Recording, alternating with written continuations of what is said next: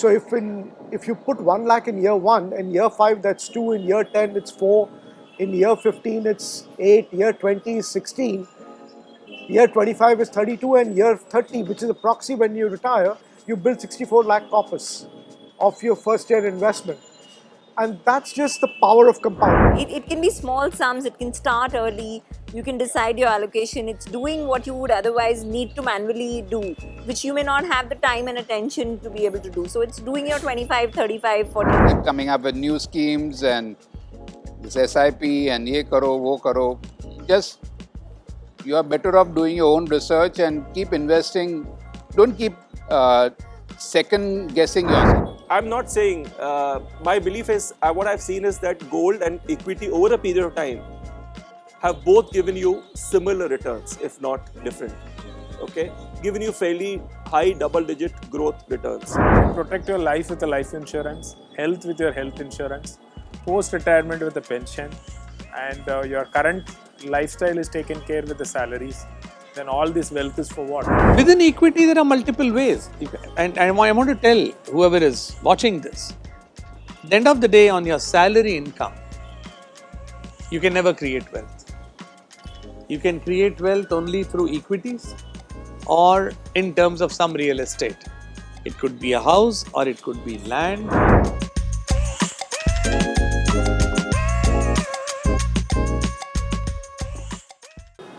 So, I think a personal finance story has to be, for me, has to be nested in your background because, so I grew up in Jamshedpur and in a fairly normal service family. Dad worked in Tata Steel and he afforded us an education, but not much more than that. So after graduating from XL, and those days we used to travel by train and not by, you didn't have airfares being paid for by companies to come and join you. I was joining Marico. So a colleague of mine, a friend of mine, Zubin and I, Zubin Modi, who is now with IndusInd. IndusInd, yeah. So Zubin and I got on this train and we took a 28-hour journey across the country to come to Bombay. And what I carried to Bombay was three things. There was a huge trunk, which was iron trunk, which had all my clothes. In those days, I don't know if kids today will even know what it was. There was a hold-all. And a hold-all was something that had all your bedding and mattress. And I had 3,000 rupees in my pocket. That's what my father gave me. And from there, and that was 4th June 1993 when I came to Bombay, to today, it's been a fairly happy journey. And I've been blessed to have done what I would think reasonably well in life. And 3 or 4 things that have, I think, stayed with me in terms of what I think has contributed to financial accumulation. The first has been to, I think, whether it's been in equities or in debt or in any instrument, I've always taken a longer term view, which is that when you're making an investment, you're looking at what it will throw up as a return over a 3 to 5 year period and not in a month, 2 months, 3 months. And that, to my mind, has played out really well with me. I remember there was in 2002, and I had I joined a bank, so there was a little more disposable money that I had. And I invested that in a friend was selling HSBC mutual funds. And said that, look, why don't you invest in mutual funds? This is a growing area. This is the place where you will make money, etc., etc. So I invested a royal sum of 5 lakhs in 2002 in that mutual fund. And from 2002, there were multiple market issues, etc., etc. But I exited that in about 2012-13, needed money for some stuff that we were doing. And that fund had returned about 75 lakhs. And that has been, I think, one of those seminal lessons in my life, which is both in equities and in Provident Fund, which I think is absolutely the most incredible instrument from a financial return perspective, because both give the power of compounding. PF gives you 8.5% over 30 years, compounded tax-free. So I think the power of compounding is been truly transformational for me, which is to just put money to work and let it grow over a period of time. And that's been truly, at least something that I've done. And the last thought I'll leave with you before I think we have others join in is I have never at any point in time made decisions on which stock to buy, which instrument to invest in, which mutual fund to go into, because I genuinely believe I don't have the skill set to do that. So my approach has broadly been to asset allocate, saying this is what I want to have in debt, this is how much I want in equity, this is what I want in gold and real estate and so on. But within those asset classes, always have experts come and take decisions and run the portfolio, as you call it, do the advisory. And that's the other thing that I think has really helped, because as long as I've been clear about where I want to be and what is my risk appetite, and being very sharply articulated about that, the use of expert advisors has been very, I think, has kept me away from making a lot of mistakes that people like me, who are immature players in the market, would tend to make. So those have been some of the big lessons for me, Professor. 2002 is when HSBC mutual fund was launched. So I know, yeah. Gordon gave you good returns. Yeah. Good to hear. I remember them coming and pitching to us at the bank I was working in at that time, to set up lines with them, start servicing them, sell for them, etc. So my investment philosophy has been slightly different from what he explained. Mine is slightly non-conventional. I have observed my parents where they create assets, and when mostly those assets were created with their own reserves, and they missed a large portion of their time in terms of having the asset at the right time.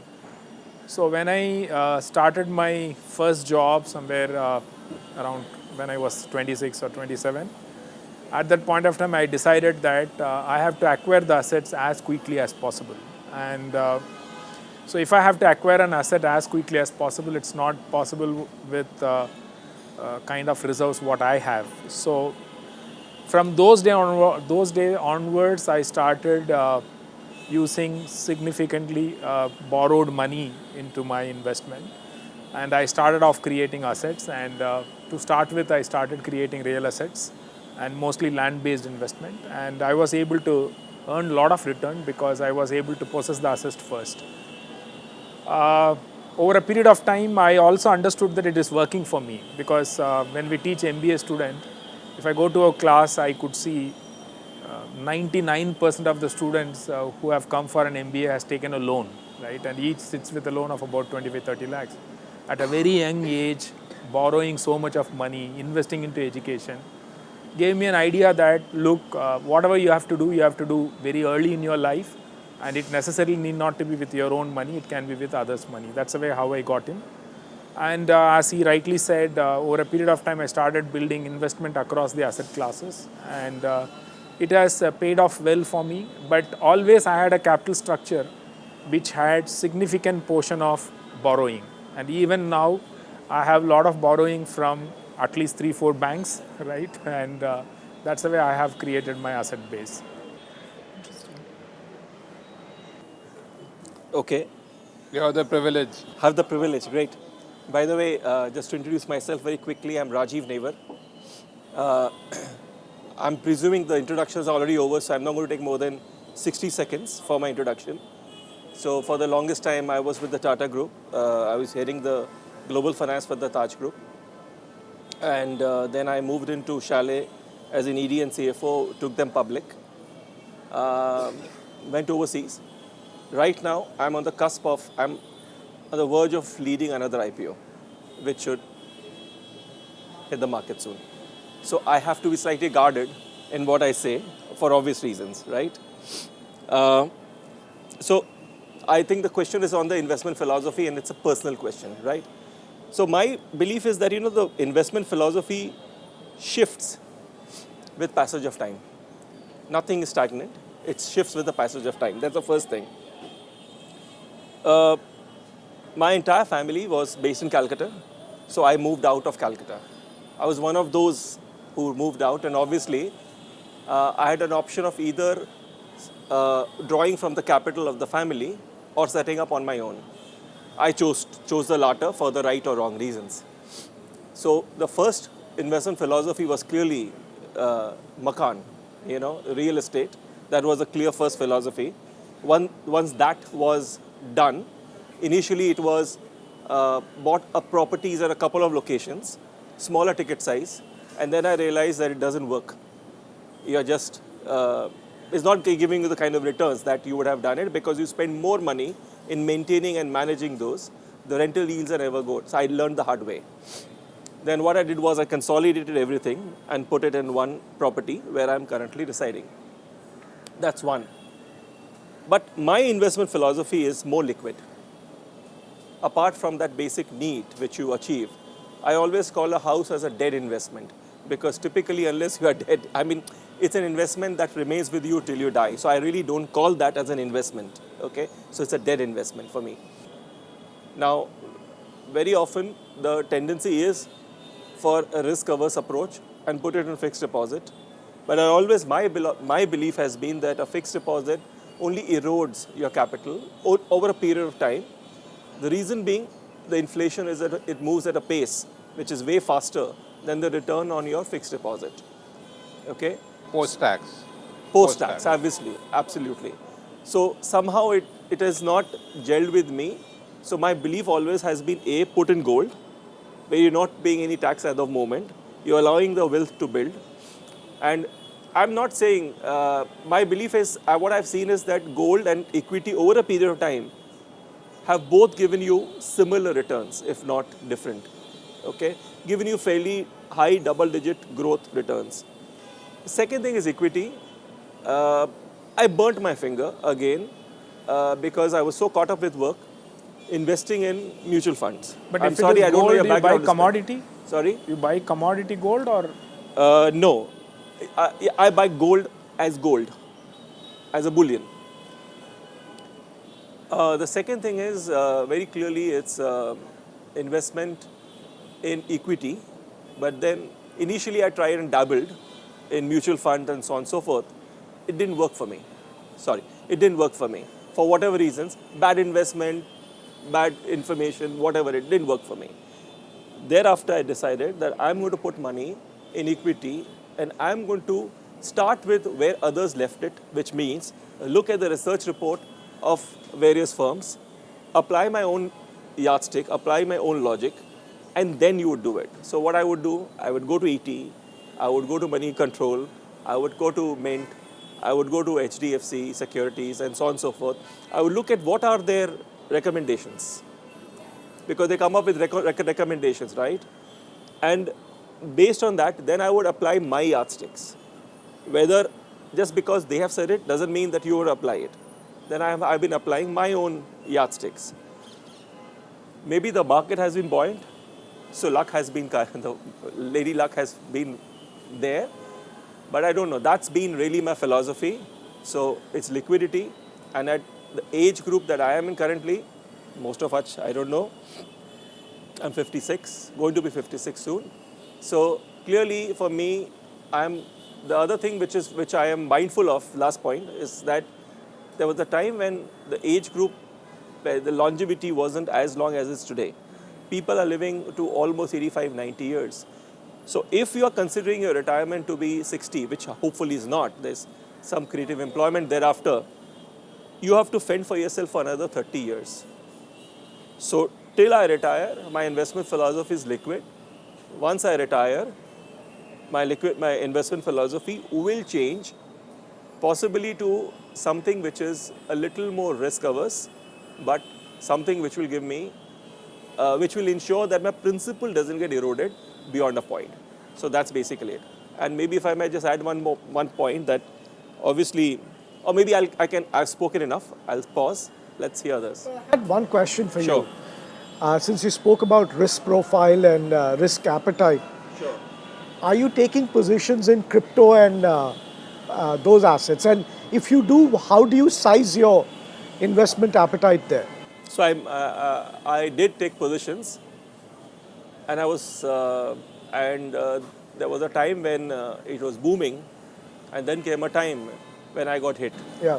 But what I do is, every day before I sit for breakfast, or that time, that 15-20 minutes is there, I do two things. I want to speak about one of the things. The other thing is more philosophical, but this one specific piece. I quickly do a validation of every decision that I've taken, any financial decision I've taken. This about 15-20 minutes. While I know I'm on the table and breakfast is yet to come on the table. Okay? So that 15-20 minutes is where I take quick calls. So I did crypto, it did go up. When it started going down, and I sensed that it's not going to, it could go in a different direction, I quickly exited. Okay. So today, I have a zero exposure in crypto. Can I step in? Well, by way of introduction, I am from XLRI Jamshedpur, 1980-82 batch. Also was fortunate to receive the Distinguished Alumnus Award in 2019. Professionally, 18 years with Asian Paints, 12 years with Bajaj Electricals. I was Executive Director. And then after that, I was with Polycab as Vice Chairman and Joint MD. 9 years, I took the company public. After that, to finish my PhD, I quit the company in July 2020. And I have a consulting firm called Transformia Advisors. What did you do your PhD in? I'm very intrigued because you did it at the end of your career. No, actually, I did it it took me about 8 or 9 years. But I did that around the time I was leaving Bajaj Electricals and joining Polycab. So, So it was on non-executive role. internationalization of Indian companies, impact of organizational factors. So it was a pretty good piece of work. I was 18 and a half when I joined Excel. And I remember that Tata Steel came up with some convertible debentures. And I knew a chief industrial engineer, Mr. Tyagarajan. And I went to uncle. I said, Tyagu uncle, are you, if I apply in the general quota, I'll get nothing. I don't have money. But as an employee, you are entitled to. He said, but I don't do all this. Huh? So I said, can you do it for me? So I remember I borrowed some 9,000 rupees from my father. Okay. And we subscribed to a certain number of debentures. Very, very small, maybe 15 debentures or something like that. 1981. And I was 20 years old. So my journey with equities started then. And let me tell you that 10 years later, that investment paid for about 75% of a house that I got close to Raj Bhavan in Chennai. Wow. So it took me a little time, but I am very happy that is the turn of events. I just held on to it. Then one started subscribing to a large number of public issues by a whole host of companies in the 80s. And then the market saw multiple run-ups. I mean, it saw the Harshad Mehta stuff. I don't know, I used to be in Dalal Street. I was working in Asian Paints in Das Chambers. I don't know what came into my mind. I suddenly decided to exit all the Harshad Mehta stocks. I don't know what happened, why it happened. I sold today and the next day the market crashed. So I was extremely lucky. Extremely lucky. You should have bought on the crash. Well, you know, it was such an uncertain period, and a crash doesn't happen just overnight. There are stop losses and whatever those. So, but I was lucky that I exited about 5 different stocks that I held. I rode it, and that also resulted in creating a corpus. Okay, I have never borrowed for investing, unlike you. Never ever borrowed for investing. I'm very borrowing shy. Very often, even in terms of a house, okay, I've leveraged a little bit, only for the tax advantage. But otherwise, I have preferred in being risk-free in that sense. But I'm completely wedded to equities. I don't do mutual funds. I do have a small crypto portfolio. When it fell, I let it fall and then I kept quiet, didn't see cryptos, and now it is back where it was. So I'm not complaining. I'm actually thinking whether I should re-enter, but I'm not certain. So within equity, there are multiple ways. And I want to tell whoever is watching this, at the end of the day, on your salary income, you can never create wealth. You can create wealth only through equities or in terms of some real estate. It could be a house or it could be land, but creating wealth through a salary income, because your expenses and your lifestyle needs will keep growing faster than whatever salary income savings can be. Okay, so that's one little bit. I also want to say that for me, playing the equity markets is fun. I just don't do any derivatives. I keep some boundaries. I am essentially a long-term investor. But 75% of my portfolio is core and 25% of my portfolio is opportunistic. So for me, that 25%, I'll do what I think. Did you say 75% of My 75 is core. Cool. I don't disturb it. Got it. But 25% is opportunistic. So very often what happens, there are opportunities that the market provides. Like right now, tech is going to provide a certain opportunity. In the past, I didn't hold a single pharma stock, but suddenly I had an opportunity. I held 16 pharma stocks. And from 16, I pruned it down to 3. And then I diversified into commercial vehicles, into banks, into fintech.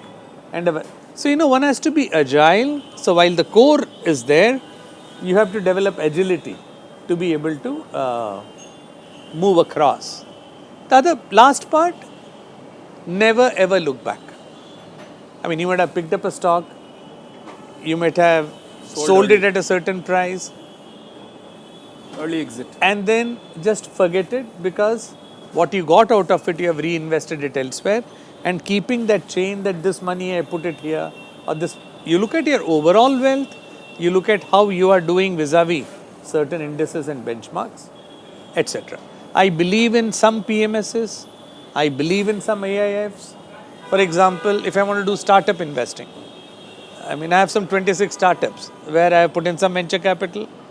At the same time, I have put in money into some AIFs that fund startups that are on the cusp of an IPO, or startups that are moving into the slightly bigger league.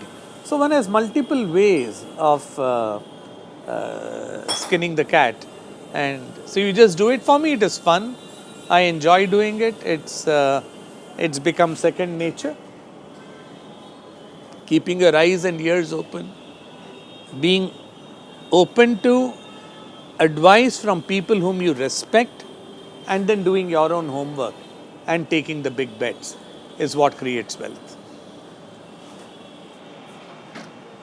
Though I want to make one point that in the last 20 years, from 2000 onwards, the number of people who become millionaires on ESOPs, which I consider is conceptually part of salary at one level, has been very, very large.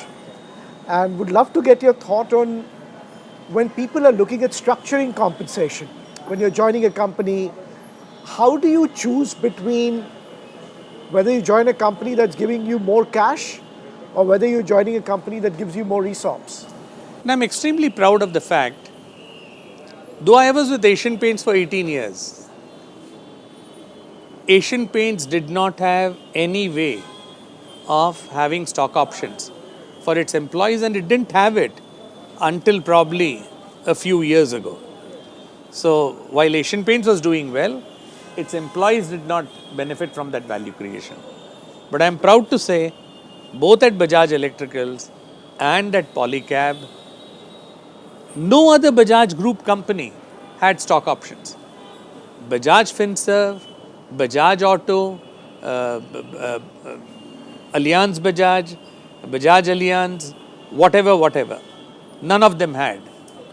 But Bajaj Electricals, I literally had to persuade the chairman and Mr. Rahul Bajaj later to ensure that we be permitted to give ESOPs. And we created many Karodpatis in the bargain. Similarly, Polycab. I mean, we gave ESOPs to employees at probably around 300 rupees per share. The IPO was at 535 rupees. And the share price went up to 5,700 and it is currently at about 4,500. And employees have really made a fair amount of money in terms of. So I do believe empowering people with ESOPs, aligning them with the vision of the company, aligning them with the goals, and ensuring that ESOPs are not charity. ESOPs are linked to performance ratings. And very clearly, particularly in Polycab, Bajaj Electricals, I made the mistake of not having variable ESOPs. Right. But in Polycab, if you are rated as 1 or 2, you don't get anything. If you are rated 3 or 4 or 5, 3 meaning good, V meaning very good, E meaning excellent, the ESOPs could vary. At excellent, you could get 10,000 shares. At very good, you could get 6,000 shares. And at good, you could get 3,000 shares. So the incentive to perform and drive value for the organization was very strong. It's also a very good retention tool because you, above a certain level or below a certain level, the needs and requirements are so different. So if you marry the person to the employee to the growth of the firm, the motivation, the tie-up, the commitment becomes very different. And I'm getting wealth out of what I'm doing. So the variable compensation should be a good mix of cash and ESOP, at least beyond a certain level, because then it's connected. Their growth, them staying, their earnings, everything gets connected. It's a very different level of motivation. And again, ESOPs, you don't divide it equally over 4 years or 5 years. You give 10% year 1, you make it 20% year 2, you make it 25% year 3, you make it 30% year 4, and the balance comes in year 5. So at any point in time, there is a large hook because quite a bit of it is back-ended. So those who are adding value reap the benefit of that value creation. But the contrarian view on ESOPs is that in an immature stock market like India, there is very often no correlation between company performance and stock price. And if you look at the entire startup ecosystem, where there is no price discovery, I mean, they're going from fundraise to fundraise to fundraise. And as funding winters have come in, employees have had huge losses because there is no additional funding coming in, and therefore valuation markdowns have eroded substantive wealth in employees. And Byju's being a prime example of that, and many others. I mean, Byju is just a very visible number. So I think in real companies, Mature companies, there is a clear correlation. But some of the newer age companies, I think it's a bit more challenging. Sorry. Yeah, I think he is referring to ESOPs on listed firms mostly. And, Or firms prior to listing. just before listing.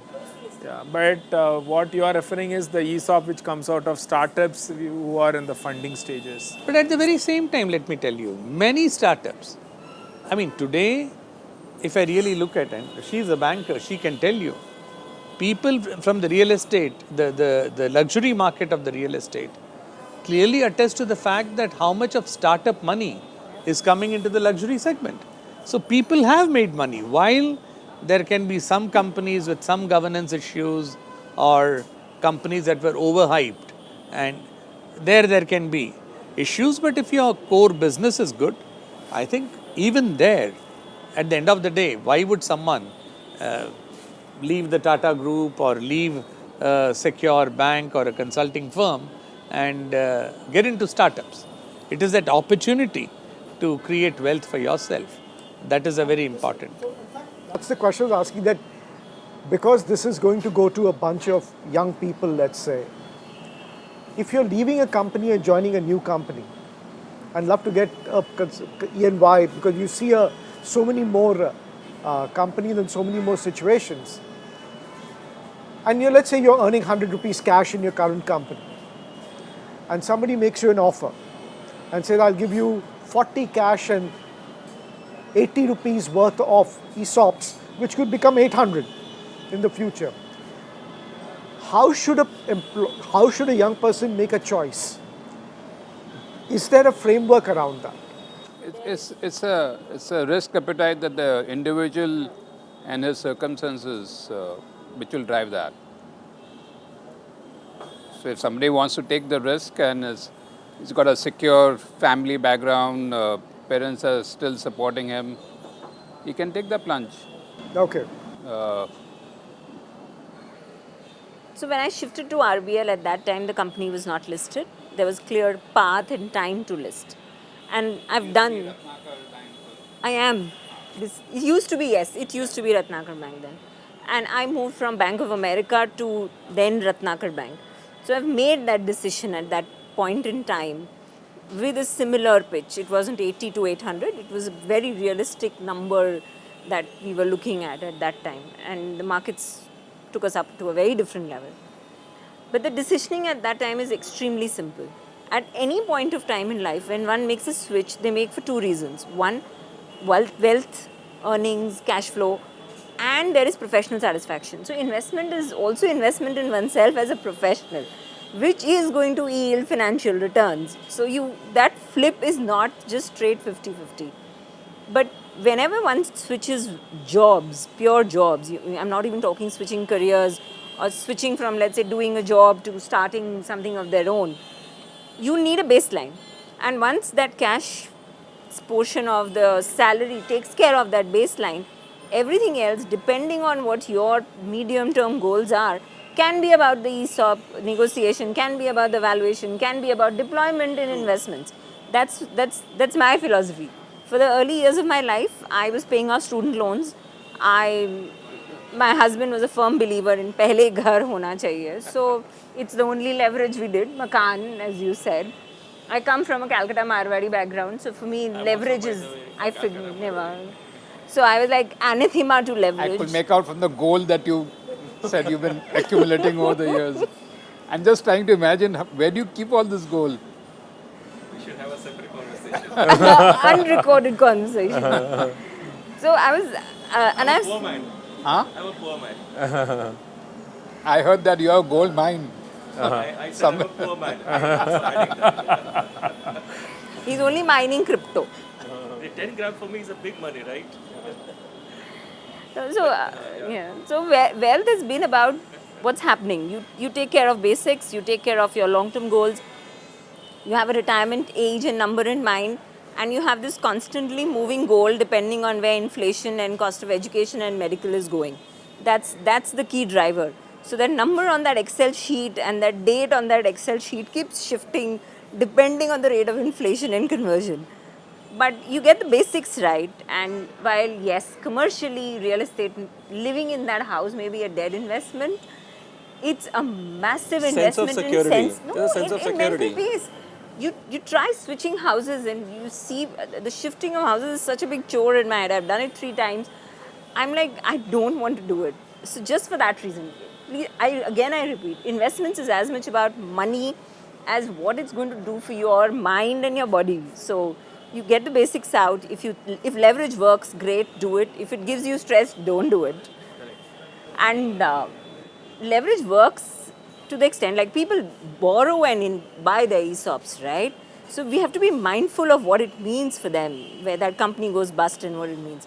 So I would take leverage with a pinch of salt. In the early days, yes, it makes sense.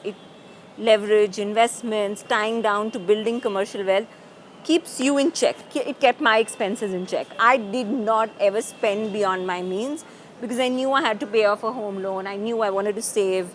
And I knew that I had borrowed to buy my ESOPs, for instance. So everything stays in check. It's a nice balance. But beyond that, I personally didn't like leverage. I don't like leverage. But at the same time, in the business of banking, having seen businesses at rock bottom, at their worst, with all the frills stripped away, it has been extremely, despite everybody saying equities works, especially India, I have never been able to pick a direct stock. Every single stock I pick up, I'm going to first think about the 3 things which I don't like about that company or that business or that valuation or the management or the family or the promoters or the accountants or the statutory auditors. But I just cannot pick up a specific Buy gold, stock. buy gold. Buy gold, Buy yes. gold. So for me, it's... No, So if I may add but I have a contrarian view on ESOPs, and if I recall what you asked was how do the young generation react to ESOPs, if that was the question. My personal experience of people who have joined companies which have offered ESOPs, so from a company's perspective, so let's just, if you look to talk about a startup, they are giving ESOPs because they're cash strapped. They don't have the cash. So they're just giving you ESOPs so that they can counterbalance and manage the P&L. Okay? And giving you a ESOP कि boss अगर बढ़ेगा तो तुम्हें फायदा मिलेगा, नहीं बढ़ेगा then whatever you get. The person who comes in actually looks at what cash he is getting. कि उसमें मेरा घर चलेगा कि नहीं चलेगा. उसके beyond, if I get 2x, very good. But he comes with that aspiration, this thing. How many startups are actually successful? We also need to ask ourselves this question. So that's point number 1. I'm answering your question for a young person because that was the question. In a larger company, which is a well-established company, like the kind of companies you mentioned, Polycab, Asian Paints and Bajaj, young guys will never get an ESOP. They don't get ESOPs. Typically, they will get cash, salary. Today, the other myth is that today most of the ESOPs in most companies are given to a handful few. My personal view is that creates a disparity. Because business is not only achieved at where, at a certain level, it's where the rubber hits the road. I personally am, somebody gives me ESOPs, I'm going to not say no, let me be very clear. But is ESOP a great motivator and is it a great retention tool? I think it's a myth. The beneficiary, agar ban gaya paisa, we are very happy about it. Nahi hua, you will be cursing about it. But if you really, and I read a research and I'm not sure what your experience have been, it works in pockets. It's not a time-tested approach ki ESOP hua, the person will stay, because today the burnout ratio is very high. People don't want to stay in a company for like X number of years, like many of us may have done. So that's again one thing. In a couple of years, people get bored. People want to change. Whether you give ESOPs or not, they will negotiate in a different way with the other company. My point of view is a little different. I mean, having worked in organizations where ESOPs have been a great kicker in terms of employee commitment and employee wealth creation. Number 1, please understand the stock market is paying for the ESOPs that the company is giving. The company in terms of whatever you want to calculate in terms of the tax burden on the company is minuscule compared to what returns. Employees make a huge mistake here, and I just want to mention it for the younger audience.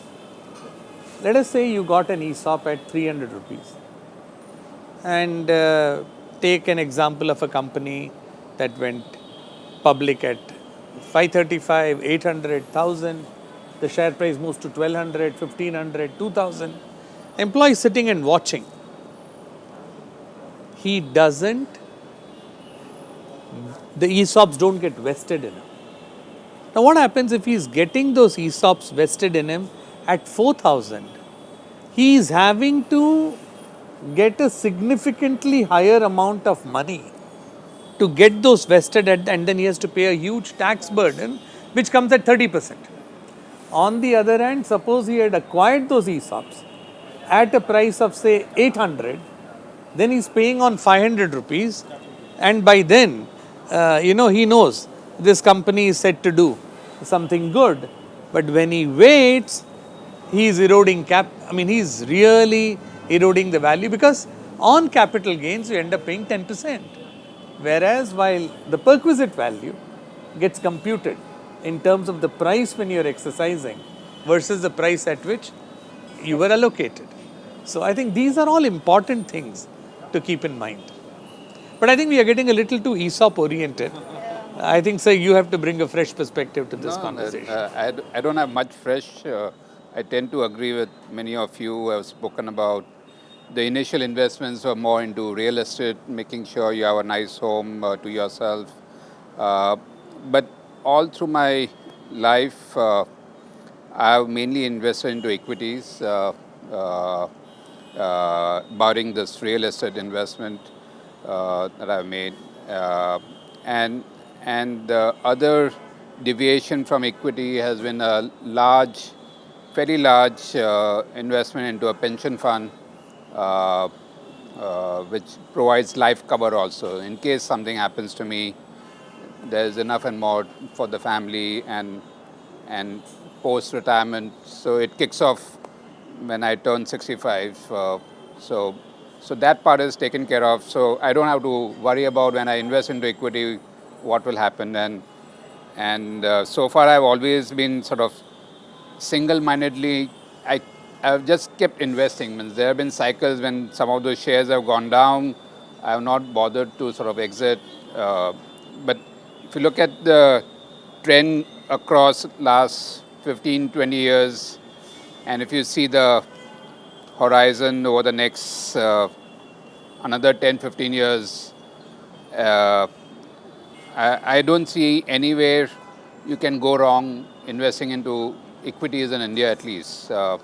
I won't say the same with some of the other global markets, but I'm a firm believer in the India story. So my advice will be, whatever money you have, just keep investing into capital markets. कौन से stocks है वो भी बता दो भाई. हाँ. कौन से स्टॉक्स है वो भी बता दो. लगाना कहाँ पे वो बता दो. No, so I will avoid some of the speculative, opportunistic, small mid caps type of thing. There you can go wrong. But some of those companies where he has worked, Asian Paints, Marico, Bajaj, you just can't go wrong. Means if you were to look at a long-term horizon, whatever money you have, means I invest almost 70-80% of my income into equities, and it just does wonders. I can't think of any other better investment to make, to be honest. So once the real estate thing is taken care of, and this big pension thing has been taken care of, that's what I do. I think the early days is finding your feet on what you want to do. So small starts in terms of SIPs, the usual mutual fund route where you may not want to do a specific stock. Just See, get there are the feel. After a lot that, of you these can things start picking. created by all these marketing folks in these mutual funds and all. They keep coming up with new schemes and this SIP and ye karo, wo karo. Just you are better off doing your own research and keep investing. Don't keep second guessing yourself. Correct. I think that's the mistake Or you trying make. to time.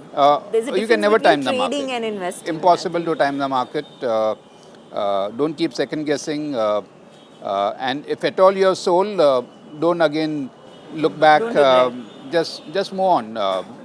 You made your money. Fine, you could have made a little bit more money, but if you start getting into that spiral, you will not enjoy this whole process of wealth creation, accumulation.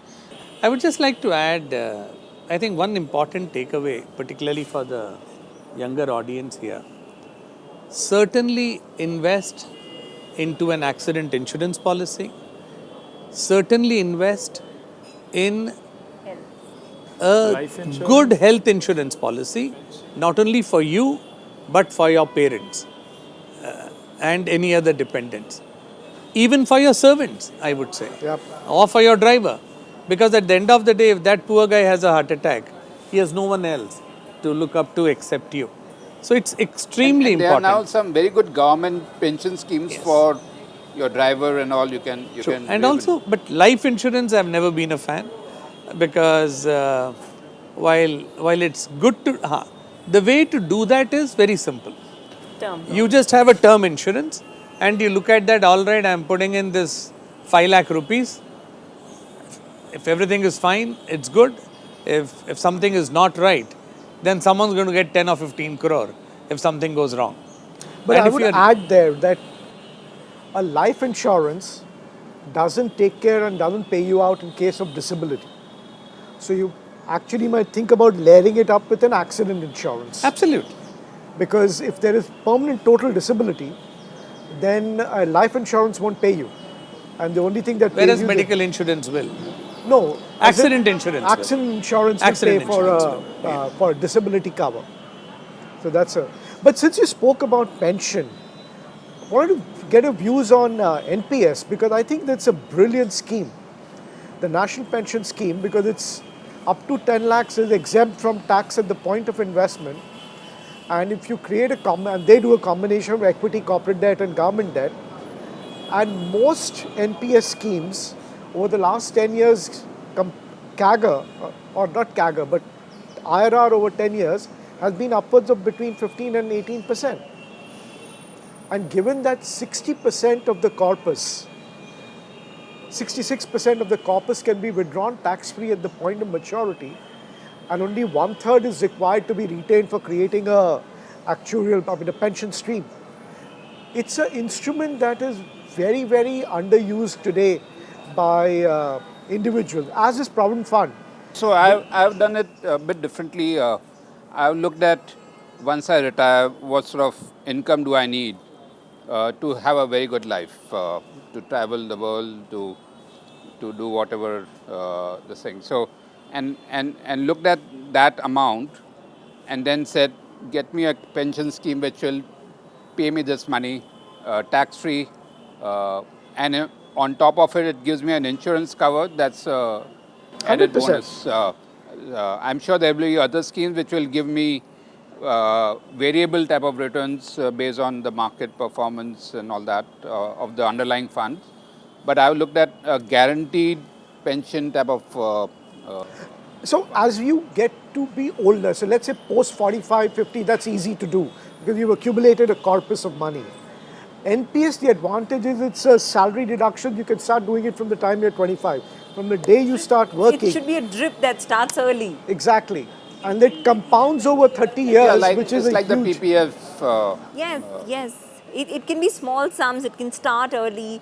You can decide your allocation. It's doing what you would otherwise need to manually do, which you may not have the time and attention to be able to do. So it's doing your 25, 35, 40 for you. I mean, look at it this way. If you get a 15% return, which is what most NPS schemes are delivering, money will double in 5 years. So if you put 1 lakh in year 1, in year 5 that's 2, in year 10 it's 4, in year 15 it's 8, year 20 is 16, year 25 is 32, and year 30, which is a proxy when you retire, you build 64 lakh corpus of your first year investment. And that's just the power of compounding. Yeah, with tax efficiency. In And the it's early hugely years. tax So efficient. it's for the early years, it's extremely good. I am going to be a contrarian on this. You see, at the end of the day, if over a period of time you have built your wealth through SIP or through any other means, mutual funds, equity, honestly, do you really need a pension? Point of the matter is, if I need 10 lakhs next month, I just sell off some equity and then I have that for my expenses.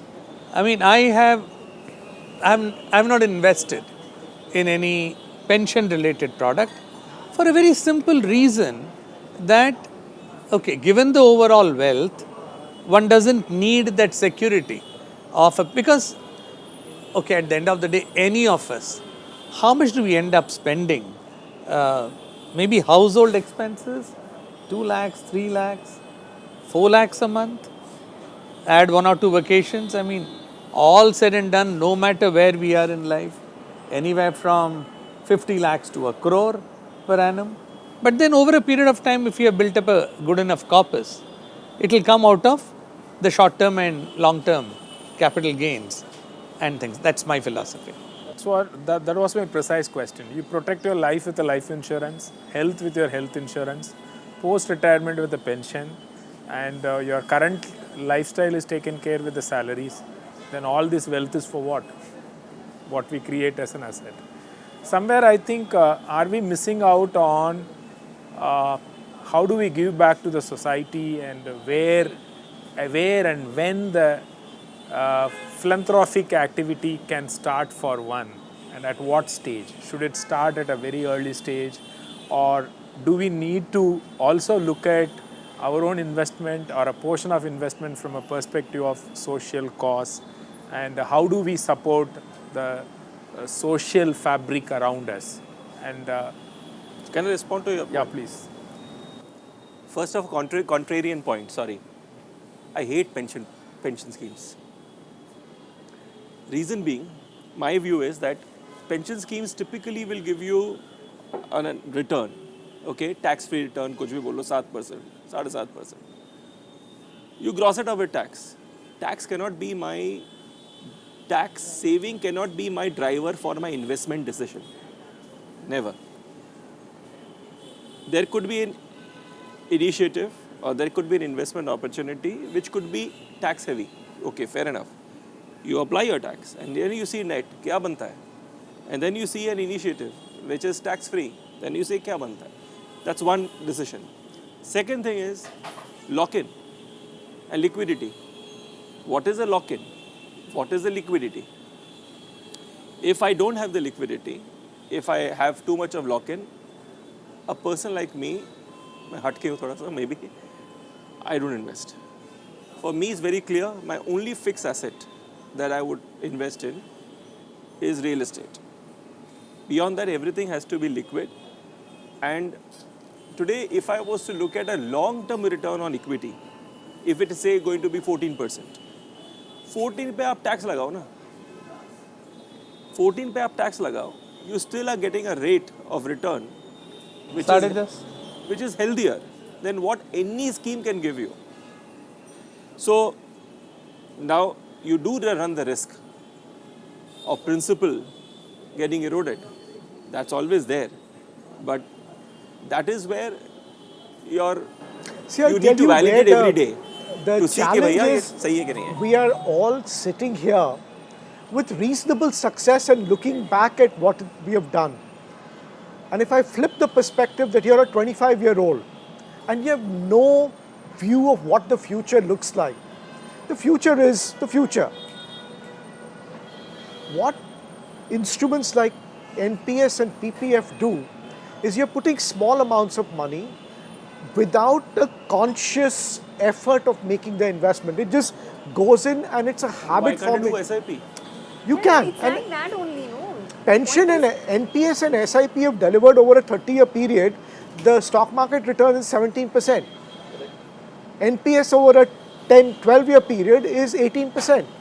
So the instruments are not different. But I'm saying whether it's an SIP, whether it's a company deduction, whether it's an NPS, Provident Fund or NPS, there is a habit formation of saving which has to happen before you start going and incurring expenses, which are, Correct. you know, on the spur expenses that all of us have done when we are younger. So how do you carve the savings out before you get into that, what you can spend? And that is where I think some of these instruments, SIPs, NPS and PF, make incredible. But I think, Professor, you have raised a very important point. What is the purpose of wealth? And how much of that wealth is personal consumption?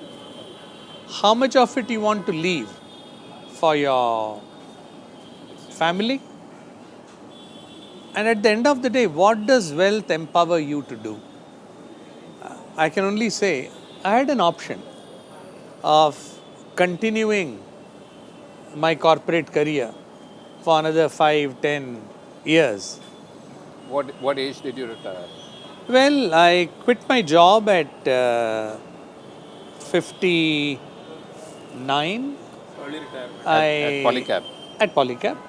And I did that because one, I had to do my PhD. Of course, the company was keen for me to continue an advisory role or say, listen, take a sabbatical, finish your PhD, come back, etc. But I said, I need to explore other horizons. So today, just to share with you, sir, there are some 15 NGOs that I'm associated with, 5 intensely, 3 or 4 with less intensity, and probably 5 or 6 where it is more of a financial support and no involvement. But the 5 that I'm involved with, there is significant investment of time, energy, my management bandwidth, and some amount of capital. I empower them, I enable them to dream, to have a higher vision. I help them in planning succession. I help them in capacity building. I help them in transforming the way. Let us say there also is a promoter there. There is also a promoter mindset. There is also a family involved. But then how do you make them more professional? I think these are all huge challenges. Yesterday, right from 10 o'clock in the morning until 9 p.m., I was engaged with one NGO in Navi Mumbai. They do phenomenal work in the area of picking up people on the streets. It's called Seal Ashram.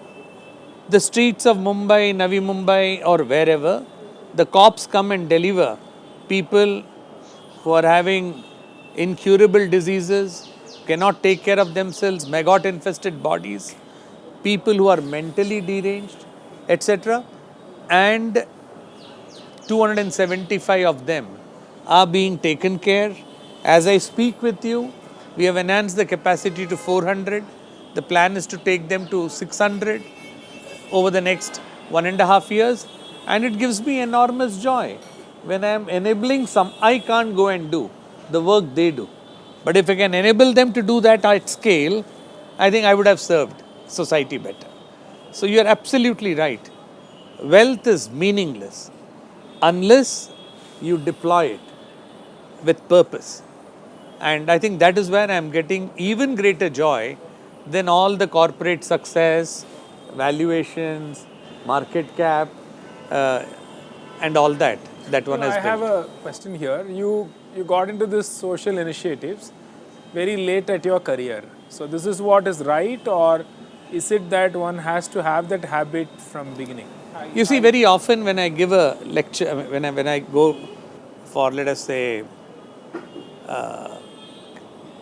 campus talks, or even when I go in for convocation ceremonies, I ask a small Guru Dakshina. I tell the students who are graduating that, listen, your faculty here, your school and me as the chief guest here just want something in return for this wonderful ceremony. I said, can you just give 1 hour a day?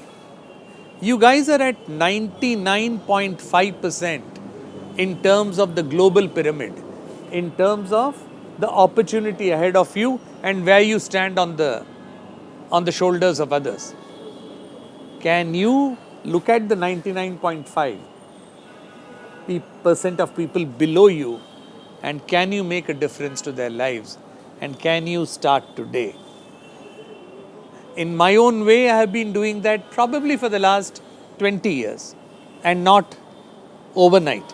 But now I've chosen to do this much more intensely than pursue another corporate career. So me and my wife, we started an endowment when I was 38 and she was 35 to support treatment of cancer patients.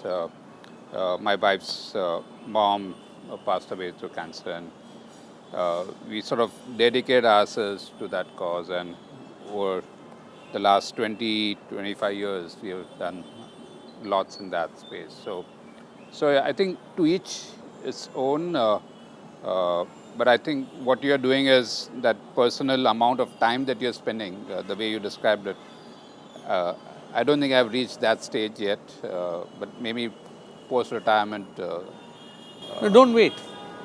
Yeah, no, right now also I'm doing it, but it can't be that intense It can, type of stuff. it But can start early enough. It should start early enough, because otherwise it's not something that you don't understand what you're missing out on, very honestly. It's not until you've had a chance to and do you something. don't even understand how privileged you are.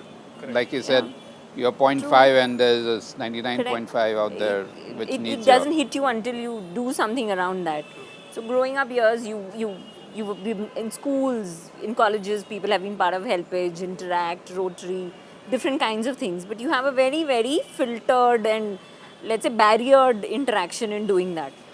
But if you start volunteering in terms of time, which is what you have at your disposal in early years, right? It brings on phenomenal management abilities and insight into how people think, how people react. It's valuable. Look at it, investment in oneself. At least I have thought of it that way. It's investment in myself as a human being, as a professional, in learning and knowing how another person will react and think. How do I say it right without making the person feel small? I mean, it's important, right? We hire people who are 20-year-olds, who are fresh out of schools and who come with chips on their shoulders. You've got to make them see the reality of corporate life, of, day-to-day interaction. I picked that on how to handle that by learning with interaction on somebody who didn't have my level of income. So it's all learning as a student of life is interchangeable. So everything is an investment, in my opinion. Whether it is, you're not doing anybody favors by volunteering, by being social. It's do it for your own selfish self. Correct. It works. It helps. And if I may add to what you just mentioned, is that I'll just share with you what I do. I don't do anything lofty, by the way. I'm being very clear on this. Whether I should or not, that's debatable. But I'll tell you 3 things I do. Okay? And I have only stuck to these 3 things all my life. The first is that I plant trees. Rather, we plant trees. I don't know whether it's called a give back or whatever. We plant trees. It all happened, and not too long ago, when I lost both my parents, my first tree I planted was in memory of them. It's still there in Kafparet, in that park. And then I realized it's a good thing. As you see the tree grow, it kind of whatever. So that's one thing. The second thing we do is that when we buy any grocery, okay, thik, aaj to we go to all these supermarkets, etc. But as and when we go to buy anything from people, or we buying anything, merchandise or anything from people, or services from people who are the less privileged financially, we don't bargain, we don't negotiate. As a matter of principle, वो बोलेगा क्या 500, you will think नहीं 400, दे दो, कोई बात नहीं. That is one area we don't negotiate as a principle. That's 2. The third is we always believe that if you have to give something, then one good way of giving to someone is probably education. So whether it's our driver or the house helps, whenever, and in fact we are doing that. It's just because we are coming up, and we always believe. My driver wanted to get his family from his village. When I met his son, I said, "Beta, क्या बनना है?" बोला, "मुझे IAS officer बनना है." Simple thing. IAS officer banna hai. Now, either you laugh at it or you say, let me see how I can be a part of his journey. Right? So, the point that I'm making here is, I think if he can actually educate or contribute in whichever way, you could have your laptop which you will be discarding, give it to him. He's going for a coaching class, support him there. Help him buy books. Do things, not necessarily cash. In a way it's cash if you're sponsoring his education or school or the school fees or the deposits. This at least will ensure that they're going to good schools. Not maybe those kind of schools, but still decent schools than what they would have otherwise been able to do so. So these three things. One is education of your house help and your driver. The second thing is plant trees. And the third thing is don't negotiate. How much when you are dealing with people who are not the very privileged. These are the three things. Okay, so we can say that budgeting part of your resource, part of your time, part of your wealth for a social cause makes it much more responsible. Because the only thing today, At a younger age. So. the only thing that is scarce in this world is time. And that's irreplaceable. So if you give something your time, that's the best thing that you could have given to anything. Second is obviously money. To me, it's volunteering or giving is always about time, especially in the early years. But your investment philosophy, from a risk officer, that's So I said it. There are the Short of- billions. short There of- are the billions. Right here. So for me, I can't do direct equities. As I said, I strip the balance sheet, I strip the promoter, I strip the management, and I don't always like what I see. Because as part of lending, there's so much analysis that we end up doing. As an investment banker friend is fond of saying, I have met these people with their pants down. I don't like that. I don't like what they have in their books. So I distribute it. So I leave it to fund managers. Mutual fund managers are friends. I know how they operate. I have clarity on how it works. It's not financially smart or inefficient from a commissions and cost perspective, yes, but it takes the stress away of doing this actively. I like working. I want to concentrate on what I'm doing at one time, on one thing. So I don't want to be looking at and tracking markets on a morning, evening basis and stressing about the fact that I lost money. So mine is a medium term to long term philosophy. Put the money in there, trust it, and distribute it. Another advisor, a fund advisor only said it, think of it like a drip. You don't put everything down in chunks because that's when you will be forced to look at the numbers and they look big when they move. So there are two things which contribute to big returns, big investments or big moves. Both of which, if done over a space of time, distributed, whatever utility works. For someone it's going to be pension schemes, for someone it's going to be insurance, for someone it's going to be SIPs, for someone it's going to be like, a fund advisor, a money manager doing it for you or you're running it for yourself. But if it's distributed, it's going to also bring back. The wealth is still going to happen, but you won't be hurt by big moves. I'm horrible at timing the market. I've lost money in thinking that, this is it. And not moving money out in time. So I've missed windows because I've been stuck in meetings. So at work, I don't want to be... problem of exit. So I don't want the distraction. So it's 25 equity, 25 debt, 25 real estate, and about 20-25 in gold, silver, diamonds. I love them. I like wearing my money. What can I say?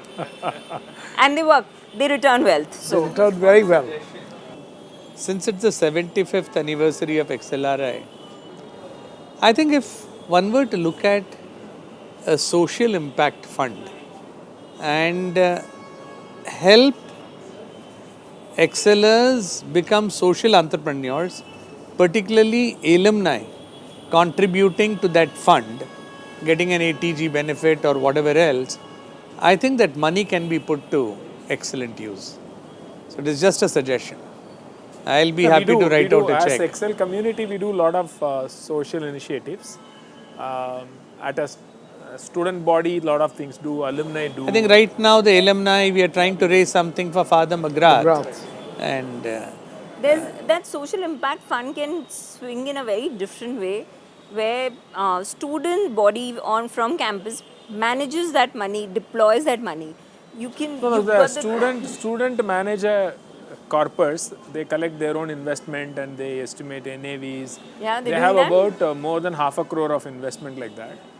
But of course, yes, there are other student committee which gets engaged in social initiatives. A lot of social initiatives. They do, but I'm talking What- of what- scaling this up correct, understood. tremendously. I mean, With alumni look at the wealth, power it of the can do alumni So, wealth. so more what we are worried is how this philosophy is carried by the students when they step into their professional field. Thank you, Professor, for your time and Thank you.